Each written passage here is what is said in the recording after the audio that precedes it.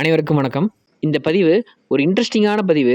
நாம் மாட்டில் பால் எப்படி அதிகப்படுத்தலான்னு பல வீடியோ பார்த்துருப்போம். ஆனால் அந்த பால் உற்பத்திக்கு பின்னாடி ஒரு அறிவியல் இருக்குது. அதை பற்றி நம்ம யோசிச்சிருக்கோமா? பர்சனலாக இந்த தகவலை உங்களோட ஷேர் பண்ணிக்கணும்னு தோணுச்சு.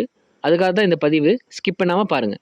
மாடு பால் கறக்கிறதுக்கு முன்னாடி கவனிச்சிங்கன்னா மடியிலையோ பால் சுரப்பிகள்லையோ பால் முழுசாக இறங்காது. பால் கறக்கிறதுக்கு முன்னாடி தீவனம் வைக்கும் போதோ, கண்ணுக்குட்டியை மாடு நக்கும் போதோ, கண்ணுக்குட்டி மடியில் பால் குடிக்கும் போதோ, இல்லை நம்ம கறக்கிறதுக்கு முன்னாடி மடியை கழுவும் போது, இந்த மாதிரி ஏதாவது நடக்கும்போது தான் பால் முழுசாக மடியில் இறங்குறத நீங்கள் பார்த்துருப்பீங்க. இதுக்கு என்ன காரணம்னா, மாட்டோட மூளையில் ஆக்சிடோசின் அப்படின்னு சொல்லி ஒரு ஹார்மோன் வந்து சுரக்கும். நீங்கள் கேள்விப்பட்டிருப்பீங்க, லவ் ஹார்மோன், ஹாப்பி ஹார்மோன்னு. அது வேறு எதுவும் இல்லைங்க, இந்த ஆக்சிடோசின் தான். எப்போ இந்த லவ் ஹார்மோன் சுரக்குதோ அப்போ தான் பால் மடியில் இறங்கும்.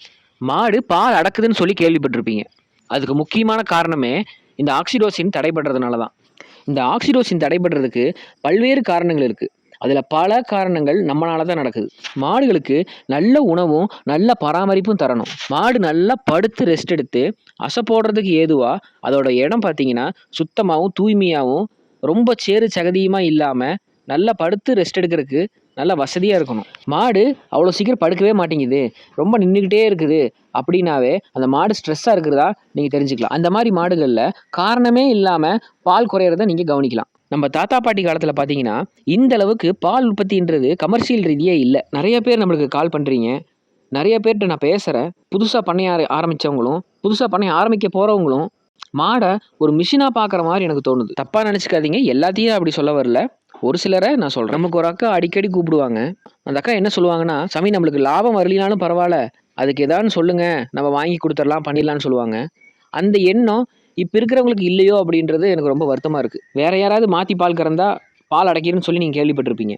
அப்போது அந்த மாடு அந்த ஓனர் மேலே எந்த அளவுக்கு ஒரு பாண்டிங் இருந்துச்சு அப்படின்னா அந்த மாதிரி அது செய்யும். ஆனால் நாம் அந்த மாட்டுக்கிட்ட அந்தளவுக்கு பாண்டிங்காக இருக்கிறோமா அப்படின்றது நம்ம யோசிச்சு தான் பார்க்கணும். நானும் ஒரு சில டைம் கோவம் வந்து அடிச்சிருவேன், திட்டிடுவேன். ஆனால் கொஞ்ச நேரம் கழித்து பக்கத்தில் போய் நின்னோம்னா அந்த டைமில் மனசு ரொம்ப கஷ்டமாயிரும். அன்பாக வந்து உரசுவாங்க. முடிஞ்ச அளவுக்கு மாடுகளோட அன்பாகவும் பால் கறக்கிற நேரத்தில் அதுகளுக்கு பிடிச்ச விஷயங்களையும் மாடுகளுக்கு தேவையான அடிப்படை வசதிகளையும் நம்ம செஞ்சு கொடுக்கறது ரொம்ப நல்லது.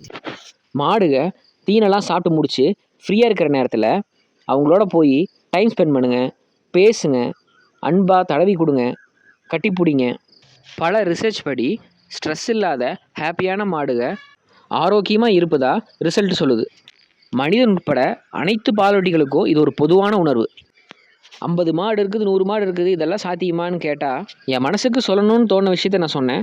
மித்தபடி அவங்கவுங்களுடைய விருப்பம். உங்கள் டாக்டர்கிட்ட கேட்டு பாருங்கள். சில நேரங்களில் பால் விடாத மாடுகளுக்கு இந்த ஆக்சிடோசினை இன்ஜெக்ஷனில் கொடுத்து கூட கறக்கிற நிலைமையெல்லாம் இருக்குது. எப்போவுமே மாடை இந்த மாதிரி சைடில் அப்ரோச் பண்ணுங்கள். உடனே அன்பை பொழிகிற பாசத்தை காட்டுறேன்ட்டு மாடு ஹீட்டில் இருக்கும்போது போய் கட்டி பிடிச்சிடாதீங்க.